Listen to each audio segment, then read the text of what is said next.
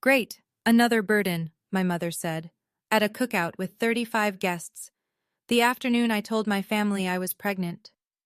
My father didn't even look up from his plate. He just nodded and added, "We wish you were never born, and now there'll be two of you." 35 people heard it. Aunts, uncles, cousins, the neighbor who brings pie every 4th of July. Nobody said a word. I smiled. I stood up, and I walked to the cooler to get a glass of water like nothing happened. Because what I had set in motion that morning, before I ever drove to their house, was about to dismantle every lie they'd built with my money, my savings, and my silence. They just didn't know it yet. But before I tell you what happened at that cookout, I need to take you back 3 years, to the day my father lost his job and I made the worst financial decision of my life. Before I go on, please take a moment to like and subscribe, but only if you genuinely connect with this story. Drop your location and what time it is where you are right now. I love seeing where you all are tuning in from. I'm Morgan. I'm 29. I'm a nurse practitioner at a small county clinic in Ohio. And this is how I stopped being my family's invisible ATM.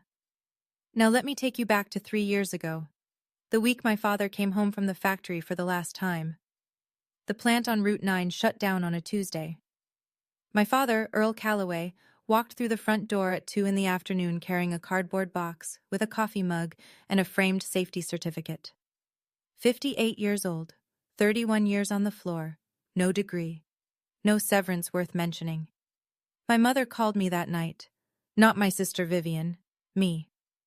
"Morgan, your father won't file for unemployment. He says it's humiliating.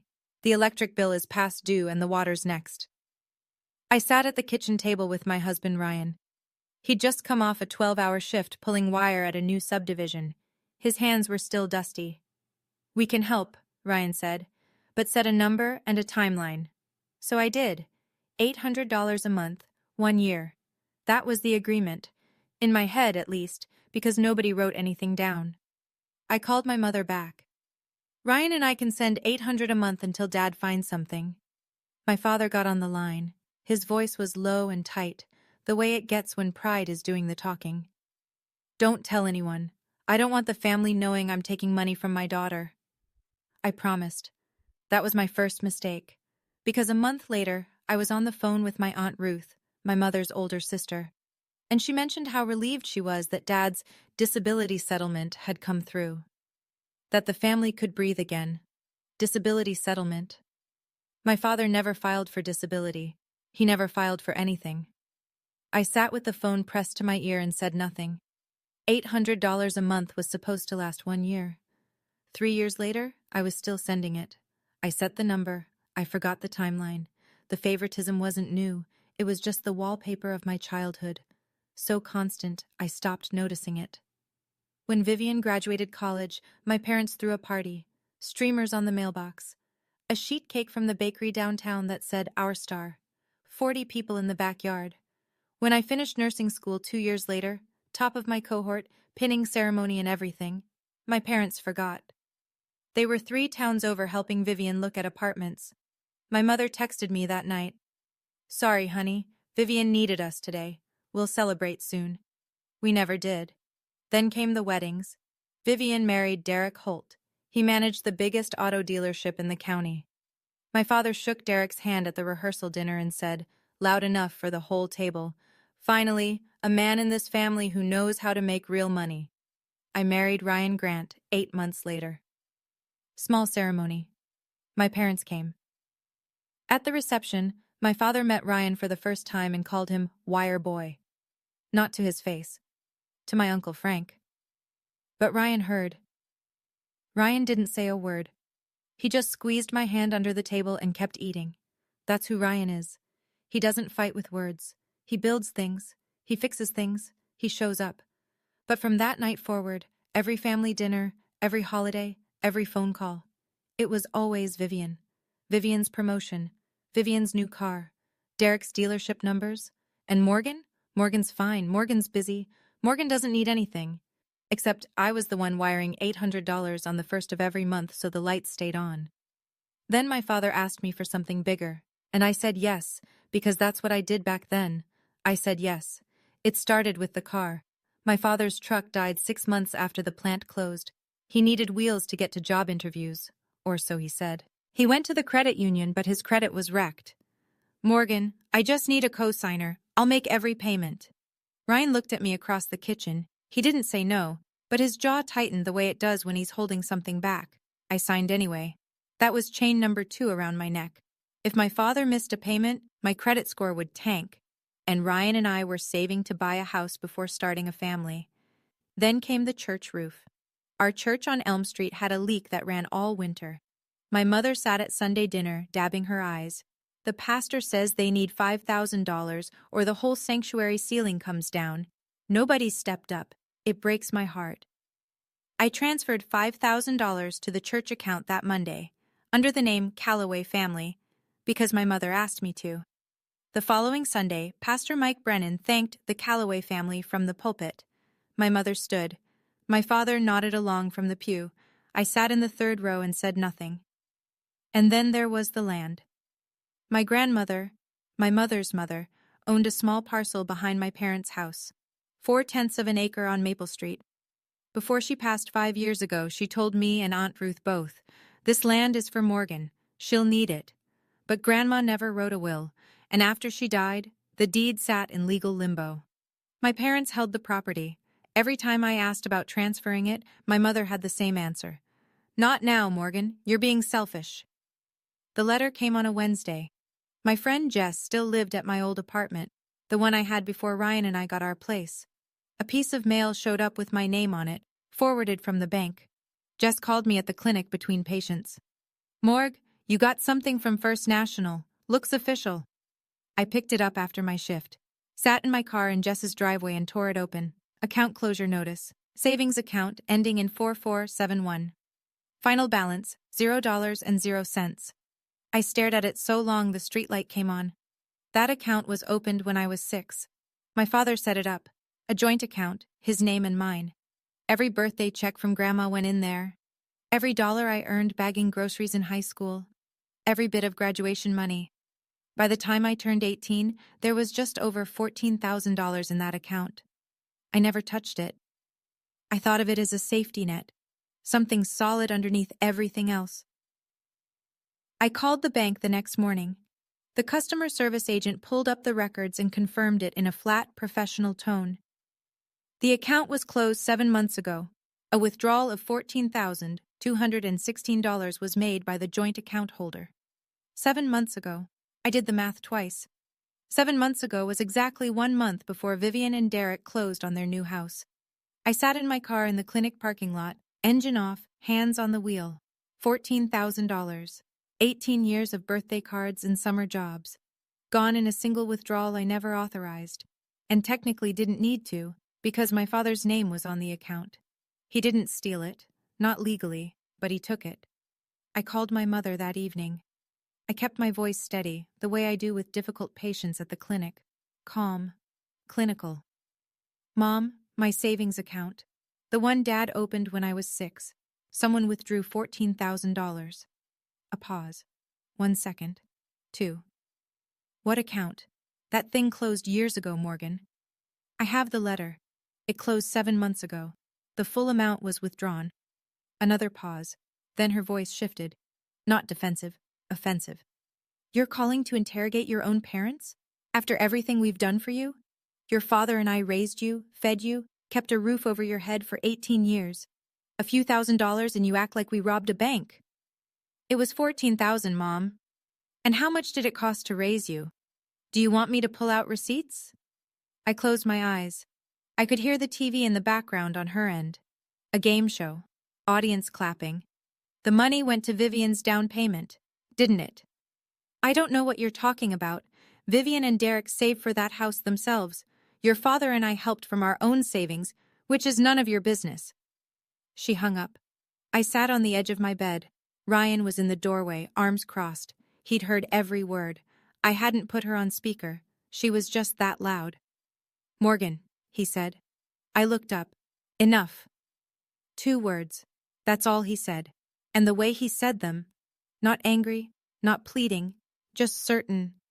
Something in my chest cracked open. Because he was right. I wasn't choosing between my family and myself anymore. I was choosing for the baby I just found out I was carrying. 10 weeks along. I hadn't told anyone yet. That night, after Ryan fell asleep, I sat at the kitchen table with a notebook and a calculator. I wrote it down. All of it. $800 a month for 36 months. $28,800 total, wired to my parents' account on the first of every month while they told the family it was disability. $14,216 taken from my childhood savings. Rerouted to my sister's down payment while they told me the account was closed years ago. $5,000 donated to the church, under the Callaway name, while my mother took a bow in front of the congregation. Co-signed car loan, still active, still tethered to my credit like an anchor. Grandma's land, promised to me, held by them, used as a leash every time I asked, total surrendered, north of $48,000. And in return? My father wished I'd never been born, he just hadn't said it out loud yet. I didn't write revenge in that notebook. I wrote exit plan. Step 1. Call the credit union about removing my name from the car loan. The officer said it could be done. Either Dad refinanced a loan, or I paid off the remaining balance and closed it out. Remaining balance, $3,200. Step 2. Stop the automatic transfer. Cancel the $800. Step 3. Aunt Ruth.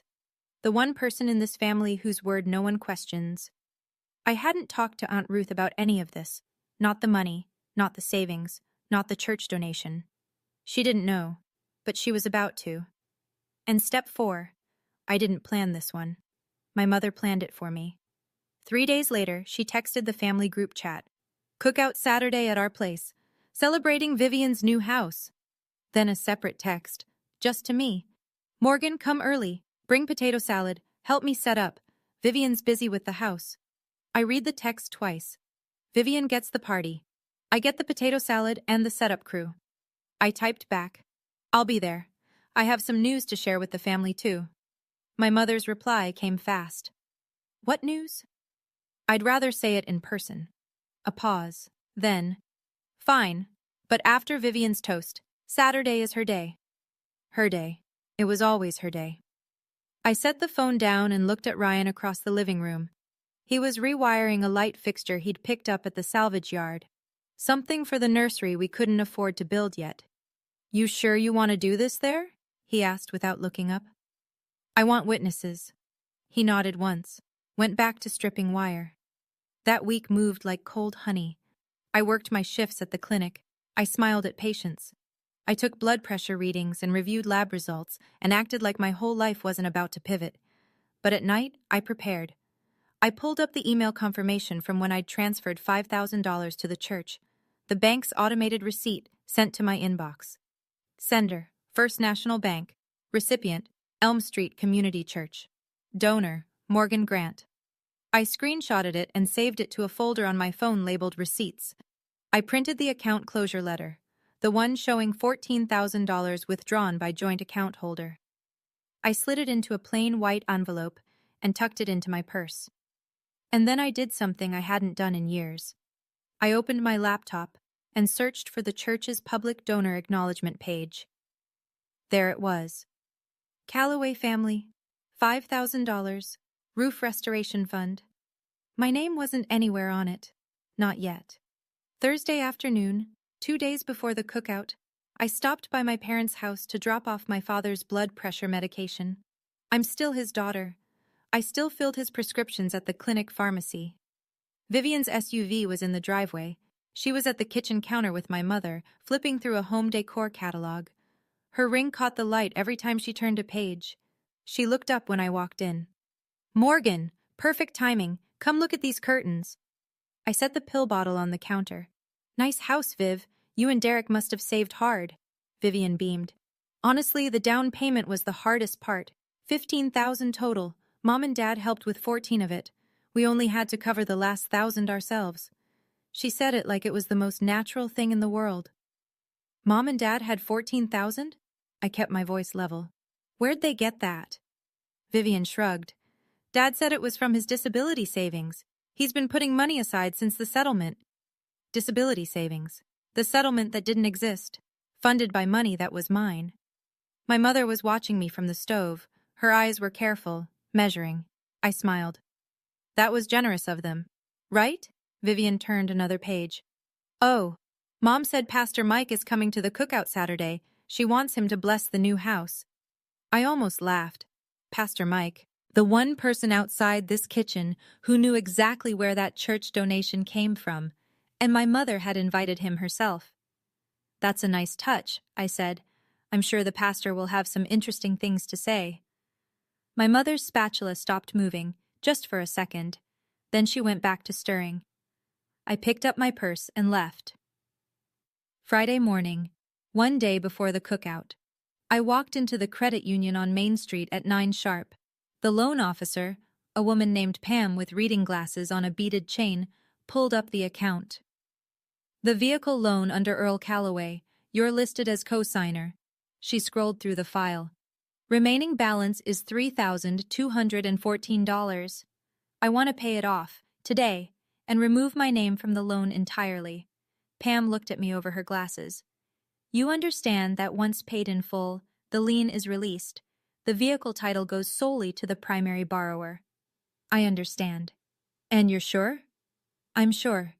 Ryan and I had talked about it the night before. $3,000 was the money we'd been putting aside for a crib and changing table and all the things you need when you're about to become parents. We'd figure that part out later. Second-hand, borrowed. It didn't matter. Pay it, Ryan had said. Same way he said everything important. Quiet and final. Buy your freedom. I wrote the check. Pam processed it. She printed a release form and I signed it. Clean signature, steady hand. You're all set, Mrs. Grant.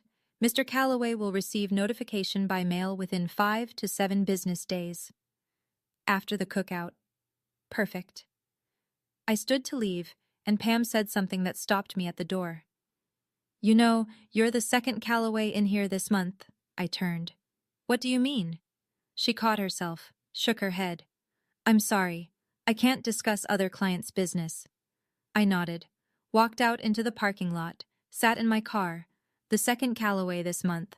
My father had been here, recently. For what? I didn't know yet. But I filed it away, right next to the envelope in my purse. Friday evening, I sat on the back porch with my phone and a glass of water. Ryan was inside making dinner, his turn, and he wouldn't let me argue. I dialed Aunt Ruth. She picked up on the second ring. Morgan, it's been too long, sweetheart. Aunt Ruth, I need to tell you something. It's not small. Silence on her end. Then, go ahead. I told her everything. Not fast, not emotional, just the facts laid out in order the way a nurse charts a patient history. The $800 a month for 3 years, the disability lie, the savings account, $14,000, the church roof donation, and my mother taking credit, the co-signed car loan my father held over my head. I could hear Aunt Ruth breathing, steady, like she was measuring each word I said against something she already suspected. When I finished, she was quiet for a long time. Your mother told me your father got a disability settlement. He never filed for disability, Aunt Ruth. He never filed for anything. And the $14,000, that was the account your grandmother started. Yes, ma'am. Another silence. I heard a chair creak, like she was sitting down heavily. What do you want me to do, Morgan? Nothing. I don't want you to do anything. I just need one person in this family to know the truth, in case it matters tomorrow. Tomorrow? The cookout. A pause. When Aunt Ruth spoke again, her voice had changed. Not louder, harder. I'll be at that cookout, Morgan, and I'll be listening. She didn't promise to speak up. She didn't promise to take sides. She just said she'd be there and she'd listen. But anyone who knows Aunt Ruth, retired teacher, 32 years in a classroom, raised 4 kids alone after Uncle Bill passed, knows that when she listens, what comes next shakes the room. Later that night, I opened my laptop and composed an email to Pastor Mike Brennan. I'd known Pastor Mike since I was 12. He baptized me. He married Ryan and me. He was a good man, careful with people's privacy, honest when it counted. I wrote, Pastor Mike, I want to thank you for keeping my donation private all this time, but I'd like to update the church records to reflect the actual donor, Morgan Grant, not the Calloway family. I'll explain when the time is right. Thank you for everything. His reply came within the hour. Faster than I expected from a man who still printed his sermons on paper. Morgan, I've always known. The bank transfer had your name. I respected your wishes. I'll update our records this week, and Linda invited me to the cookout Saturday. I'll see you there. Then a second email, 3 minutes later. One more thing. Linda asked me to publicly thank the Calloway family again at the cookout for the church roof donation. I assume you'd like me to handle that differently now? I typed 2 sentences back. Just tell the truth, Pastor.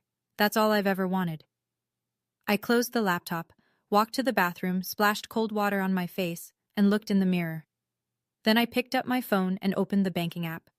The automatic transfer, $800, first of every month, to Earl and Linda Calloway's joint checking, was set to go in 6 days. I pressed cancel. 3 years, 36 payments, $28,800. Done. I didn't cancel out of anger. I canceled because I couldn't keep funding people who would call my child a burden. That's not revenge. That's math. And tomorrow was Saturday.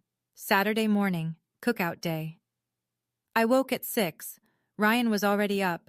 Coffee made, work boots by the door even though he wasn't working today. Old habit. I stood in the kitchen and made the potato salad. Because I'd promised. And because Morgan Calloway, Morgan Grant, keeps her word. Even when nobody else does. Ryan leaned against the counter, watching me dice eggs. We're still going? We're still going, last time. He nodded. Didn't ask what that meant. He already knew. I got dressed. A simple sundress, blue with white flowers, flat sandals, no jewelry except my wedding ring. I didn't do my makeup any differently than a regular Saturday. This wasn't a performance. This was an ending. I slid my phone into my purse, the one with the screenshots saved in a folder labeled Receipts. I tucked the white envelope next to it. The bank's account closure notice, $14,000. Earl Calloway, joint holder. Ryan drove. Neither of us turned on the radio. The road between our apartment and my parents' house is 11 minutes of county highway lined with cornfields and telephone poles. I watched them pass. My hand rested on my stomach. We pulled up at 1:45. A few cars already in the driveway. Uncle Frank's pickup. Aunt Ruth's sedan. She was already here. Good. My mother appeared at the front door before I'd closed the car door. You're late. The tables aren't set up. The cooler needs ice. Come inside. No hello. No how are you, Morgan? Not even a glance at Ryan. I carried the potato salad through the front door and into the kitchen.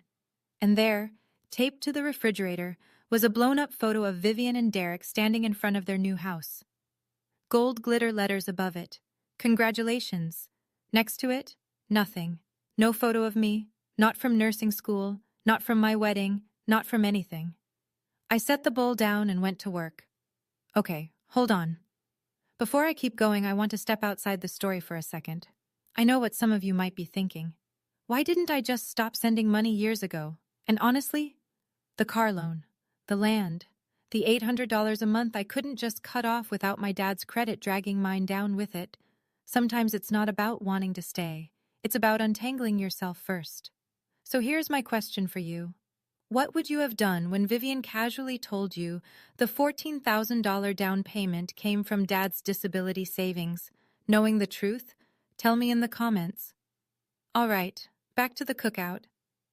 By 1 o'clock, the backyard was full. 35 people, maybe more. Aunts and uncles I saw twice a year, cousins with kids running through the sprinkler, Mrs. Dalton from 2 doors down carrying her famous cherry pie, the Henderson couple from church. Pastor Mike hadn't arrived yet. My mother had outdone herself. Streamers, balloons, a banner strung between 2 oak trees. Congratulations, Vivian and Derek, new homeowners. There was a folding table lined with casseroles and a cooler full of beer and soda. The grill was going, my father manning it with tongs in one hand, Bud Light in the other. He looked almost happy. I hadn't seen that in 3 years. At 1:30, my mother clinked a fork against her glass and called everyone to attention. My father set down his tongs and stood at the head of the long table. He was wearing his good flannel, the one he saved for church. Today we're here because my daughter Vivian did something her mother and I are real proud of. He raised his can. She bought a home. First one in this family since we got this place 30 years ago. We raised her right, and she made something of herself. He looked at Derek. And this guy right here, heck of a son-in-law. Everyone clapped. Vivian stood, waved like a homecoming queen. Derek shook my father's hand. My mother added, "The Calloway family also donated to the church roof fund this year. It's been a blessed season for us." More clapping, a few amens from the church crowd. I stood near the cooler, holding a plastic cup of lemonade. Ryan was beside me, hands in his pockets. Uncle Frank wandered over. He's my father's younger brother. Quieter, sharper. "How you doing, Morgan? Your folks sure do talk about Vivian a lot." I smiled. "I'm good, Uncle Frank." He studied my face for a second, then nodded and walked back to the table. Not everyone was blind. The toast wound down. People went back to eating. Laughter floated across the yard. Kids chased each other around the oak trees. My mother refilled the chip bowls with the focus of a general running a campaign. I waited.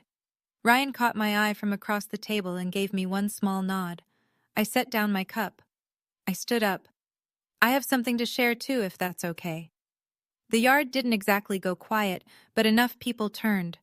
My mother looked up from the chip bowl, mouth pressed thin. "Ryan and I are expecting a baby. I'm 10 weeks along." For about 2 seconds, it was fine. A cousin clapped. Mrs. Henderson said, "Oh, how wonderful." Uncle Frank smiled. Then my mother spoke.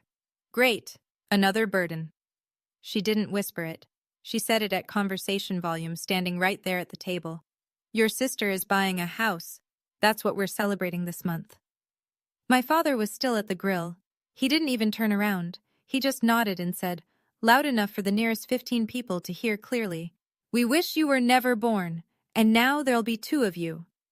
The yard went dead silent. I heard the grill sizzle, a kid's sprinkler hissing 20 feet away, a bird somewhere in the oak tree. Aunt Ruth set her glass down on the table, slowly, like she was placing a period at the end of a sentence. Uncle Frank's mouth was open. Mrs. Dalton put her hand over her own. Ryan's knuckles were white on the back of his chair, but he didn't move. He was watching me. I smiled. I nodded.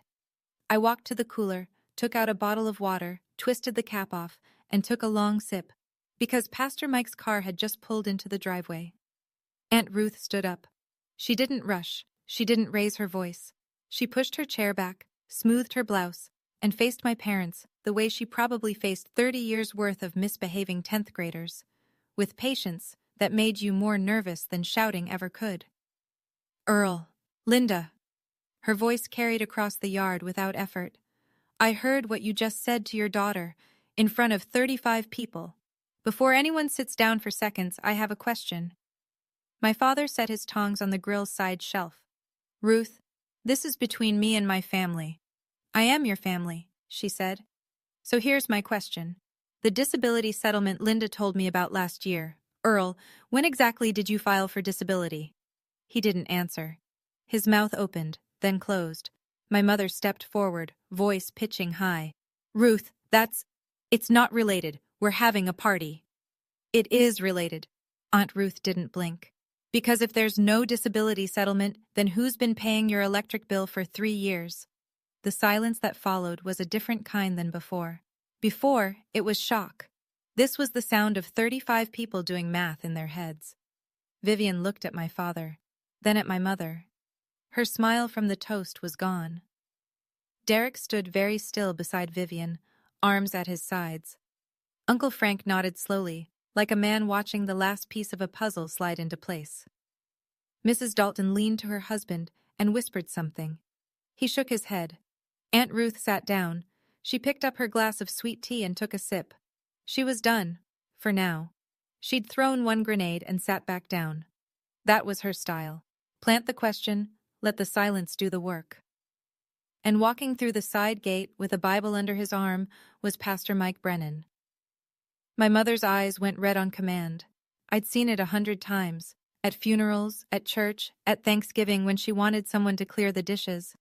"Ruth, you don't understand." Her voice trembled, pitch perfect. "Earl lost his job. I've been holding this family together by myself. Nobody knows what I've been through."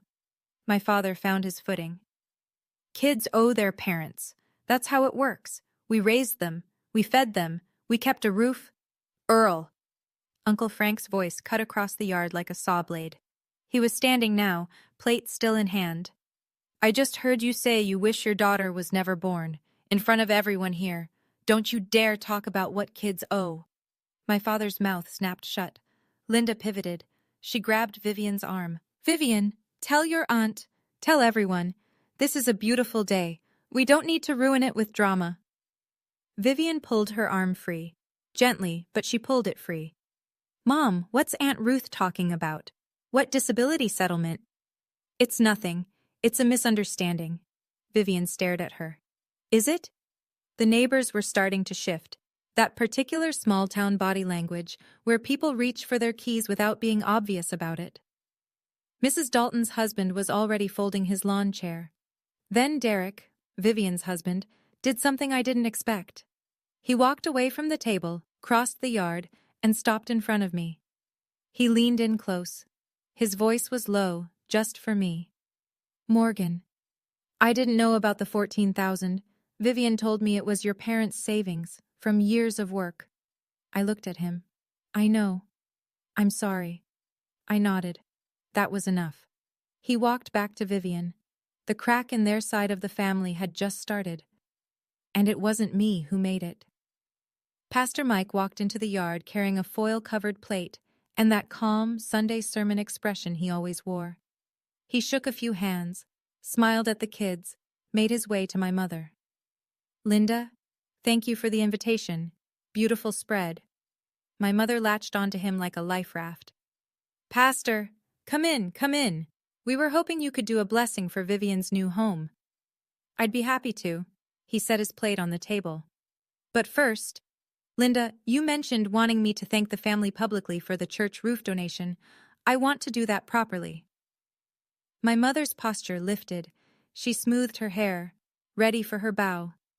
Pastor Mike turned to the yard. 30-something people, half of them still processing what Aunt Ruth had just dropped. Folks, quick word. As many of you know, our church roof needed major repair last year. $5,000. One donor covered the entire cost. He paused. Then he looked directly at me. Morgan, thank you. Your generosity kept our sanctuary from leaking all winter. My mother's face didn't change right away. It was like watching a screen freeze. Everything still there, but nothing moving behind it. Then it hit her. Well, Morgan is my daughter, she said, laughing in that bright way she uses at church functions. So it's still the Calloway family, really. Mrs. Dalton spoke from her folding chair. Linda, last month at Quilting Circle, you said the donation was from you and Earl. That's what I meant. Morgan is part of... You stood up in church, Aunt Ruth said, not loud, not soft. You stood up and took the bow. You didn't mention Morgan's name once. My mother looked at me. I was standing by the cooler, water bottle in hand. I didn't say a word. I didn't need to.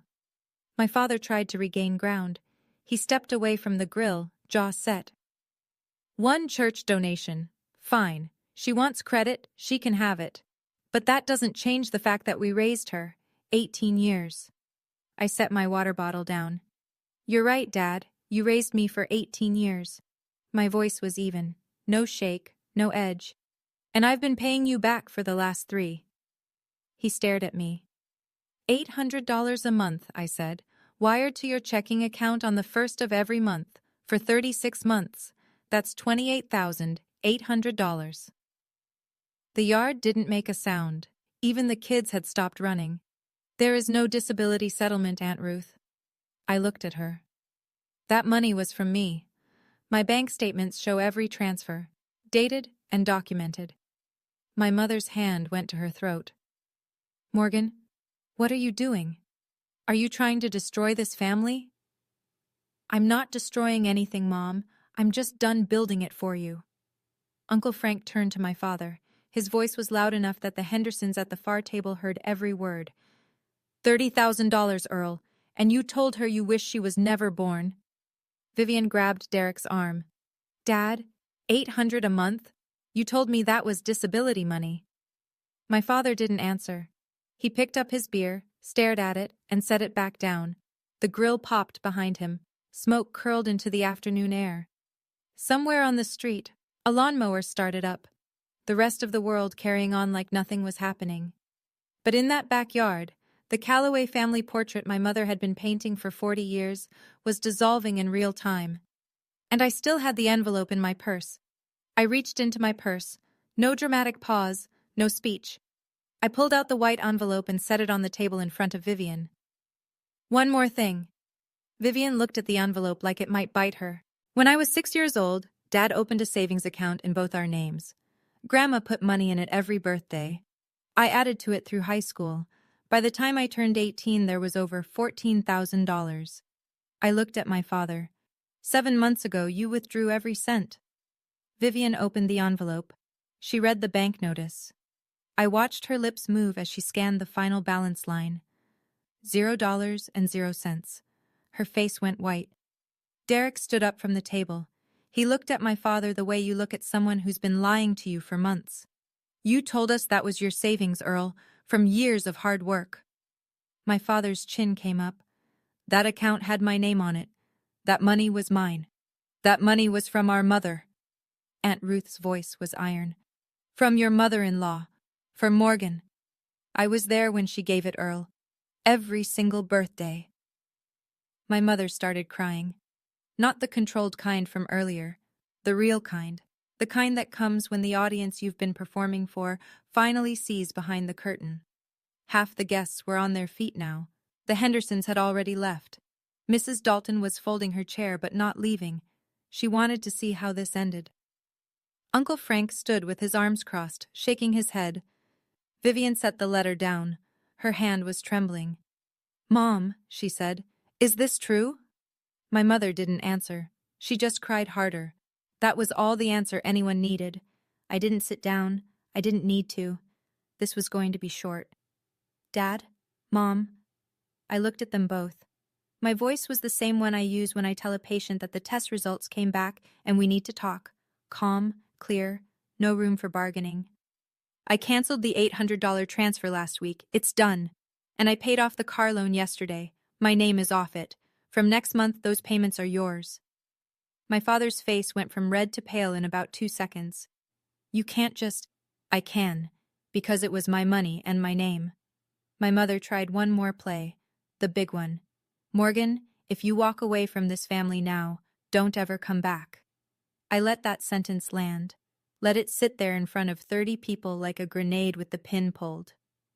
Then I said, you told me you wish I was never born, so I'm going to live like I don't exist to you. No $800, no co-signed loans, no potato salad. Somebody, I think it was Mrs. Dalton, let out a small sound, almost like a laugh she caught in her hand. Ryan stepped up beside me. He didn't say anything. He just put his hand on my back. Steady. Warm. I looked at the yard. The deflating balloons. The congratulations banner starting to sag on one end.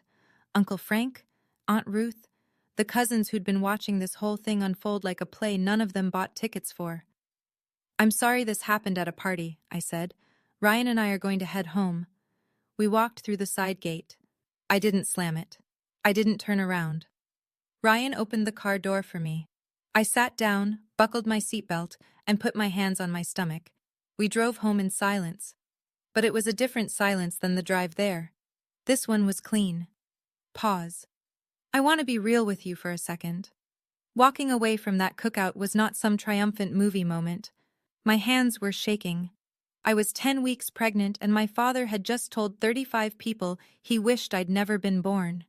But I kept thinking about my baby, and what kind of mother I'd be if I sat back down and ate potato salad after that. So tell me honestly, do you think I pulled the trigger on everything too hard, too fast? The money, the cosign, the church truth, all at once? Or should I have done it sooner? Let me know in the comments. Okay, here's what happened the week after. Monday morning, my father opened his mailbox and found the letter from the credit union. Loan paid in full. Cosigner removed. Vehicle title transferred to sole borrower, Earl Calloway. Which sounds fine, except now Earl was the only name on a loan history tied to a credit score that couldn't support a library card, let alone a truck payment. The credit union sent a follow-up notice. Based on his current financial profile, they recommended he secure a new cosigner or risk reclassification on future credit applications. Nobody in the family was lining up. Tuesday, my mother checked the bank account. No $800 deposit. She checked again Wednesday. Nothing. She called me. I let it ring. She called Ryan. He answered, because Ryan always answers, even when he doesn't want to. Linda, Morgan said what she needed to say Saturday. We're not available. He hung up. Not rude, just done. Thursday, my mother called Aunt Ruth. I know this because Aunt Ruth told me later. She gave me the conversation almost word for word. Ruth, Morgan is tearing this family apart. She humiliated us at the cookout. She's punishing us for nothing. Aunt Ruth's reply. Linda, you told your daughter you wished she was never born. In front of 35 people. Don't call me about betrayal. My mother hung up on her own sister. But the call I didn't expect came Thursday evening. Vivian. Her voice sounded different. Not the golden child lilt. Something thinner, more careful. Morgan, Derek says if the down payment came from your account, he wants to pay it back. He won't start our life in a house bought with stolen money. I leaned against the kitchen counter. Vivian, that's between you and Derek. It's between all of us. And I'm sorry. It was the first time she'd ever said that to me. Derek and I met at the diner on 5th Street the following Saturday. Neutral ground. Just the two of us in a corner booth, coffee between us. He looked tired. Not angry. Tired the way people look when they've spent a week realizing the foundation under their house was built on sand. I want you to hear me say this, he started. I didn't know. Vivian told me it was their savings. Years of setting aside money from your dad's settlement. I never questioned it.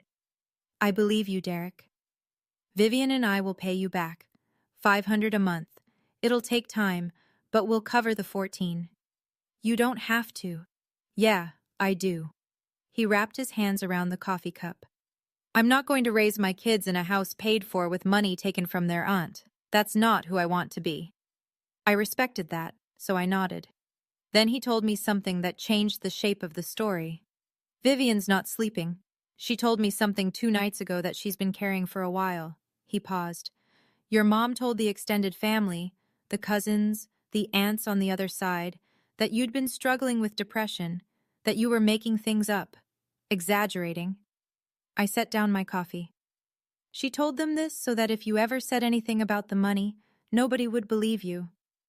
I let that settle. My own mother had been building a wall around me, brick by brick, lie by lie, so that when the truth finally came out, I'd look like the crazy one. How long? I asked. Vivian says at least a year. A year. While I was writing checks and filling prescriptions and making potato salad, my mother was poisoning the well. The diner felt very quiet. Thank you for telling me, Derek. He nodded. We shook hands. No hug. Just 2 people trying to be decent in the middle of a mess. The call came the following Tuesday. Not from family. From Pam at the credit union, the same loan officer who'd processed my payoff. Mrs. Grant, I hope this isn't overstep, but after you came in last week, I flagged something in our system during a routine review. Her voice was careful, the way people sound when they're balancing procedure against conscience. Your father visited our branch 3 weeks ago to inquire about a home equity line of credit. He doesn't own a home outright. The mortgage is still not on the house, on a parcel of land, 4/10 of an acre on Maple Street. My grandmother's land. I gripped the phone tighter. He can't do that. The deed isn't in his name. You're correct, which is why the application didn't proceed. The property is still in probate, but I thought you should know the inquiry was made. I thanked her and hung up. Then I sat very still in my car outside the clinic and let it sink in. My father hadn't just taken my past, the savings account, the years of monthly checks, the church donation, the credit score leverage. He'd been trying to take my future too. Grandma's land, the only thing she'd ever meant to leave me, and he'd walked into the credit union to see if he could borrow against it. If I hadn't gone to that credit union to pay off the car loan, Pam would never have flagged Earl's inquiry. I would never have known. That evening, I called Aunt Ruth again. He tried to take the land, I said. A long breath, then. Call a lawyer, Morgan. I'll be your witness. Your grandmother wanted that land for you. I'll say it under oath if I have to. I called a real estate attorney the next morning. He wasn't just stealing my past, he was trying to mortgage my future. Small towns don't need newspapers. They have Mrs. Dalton. By the following Sunday, the story had moved through every circle in town. Quilting group, church coffee hour, the checkout line at Harrison's Market. Not because anyone was cruel about it, because 35 people saw what happened at that cookout, and 35 people have families of their own. My mother showed up at church the next week. She walked to her usual pew, third row, left side, the one she'd sat in for 20 years. It was occupied. 2 women from the choir had gotten there early. Nobody said, "You cannot sit here." They didn't have to. The message was in the silence. The thank you plaque in the church lobby had been updated. Where it once read, Calloway Family, $5,000, Roof Restoration Fund, it now said, Morgan Grant. My mother saw it. She took my father by the elbow and they left before the first hymn. At the post office, Mr. Henderson, who'd been at the cookout and left early, ran into my father. His version of small talk landed like a brick. "Heard your youngest was the one covering the bills, Earl. Everything all right at home?" My father said nothing, walked to his truck, drove away. At Harrison's Market, Linda stopped going to her usual Thursday shift as a volunteer shelf stalker. Too many familiar faces, too many careful silences. Nobody organized a boycott. Nobody wrote letters. This wasn't that kind of cruelty. It was the slow, steady withdrawal of respect, the one currency my mother valued above everything else. My father started spending more time in the garage, door closed. My mother stopped answering the phone on the first ring. Their world didn't collapse overnight, it just got smaller. One averted gaze at a time. 2 weeks after the cookout, Vivian texted me. "Can we talk? Just the 2 of us, no parents." We met at the park on Cedar Street, the one with the old swing set where we used to play when we were kids, before the favoritism calcified into something permanent. Vivian sat on a bench, no sunglasses to hide behind. No Derek. She looked smaller without the golden child glow. "You have every right to hate me," she said. "I don't hate you, Vivian." "Then what?" I thought about it. "I'm tired. There's a difference." She nodded. "I didn't know about the savings account. I swear I didn't. Derek told me what he found out and I didn't sleep for 3 days. She looked at her hands. "I keep thinking, 18 years you saved that money, and Dad just took it." He did. "I want to tell you something." Her voice dropped. "Mom told the cousins you were depressed, that you made things up, that you exaggerated. Derek told me. She did it so nobody would believe you if you ever spoke up." Vivian's chin trembled. "She planned it, Morgan. Our mother planned it." I let the silence sit. A kid ran past us chasing a dog. Normal life, 10 feet away. "We can rebuild, Vivian. You and me, but slowly, and not through them." She wiped her eyes. "Okay. 500 a month, Derek already told me. We'll pay back every cent." I didn't argue. It was my money, always had been. We sat there for a while, didn't hug, didn't cry together, just 2 sisters on a park bench, 33 and 29, looking at the swing set where things used to be simple. It wasn't forgiveness. Not yet. But it was a door left open. On my terms. The article ran in the County Weekly the same week the leaves started turning. Local electrician Ryan Grant lands contract for new community center. Half a page with a photo of Ryan shaking hands with the town supervisor. The biggest construction project the township had funded in a decade, and my husband, the man my father called Wire Boy, was the lead contractor. I bought 5 copies, not to gloat, because I wanted our child to see it someday. My father read the paper. "I know because Uncle Frank told me," said Earl was sitting on his porch with the paper open to that page, staring at it like he was trying to solve an equation that wouldn't balance. Wire Boy, building the town's community center. While Earl couldn't find a cosigner for his truck.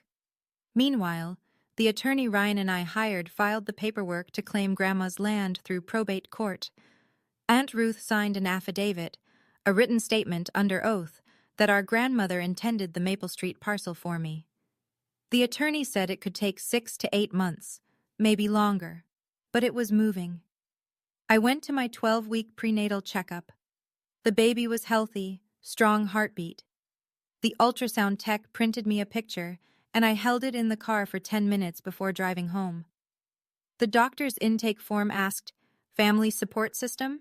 I wrote, "Husband, aunt." That was enough. Ryan and I set up the nursery in the second bedroom of our apartment. It was small, barely fit the crib and a dresser. The crib was second-hand from a coworker whose kids had outgrown it. The walls were pale yellow.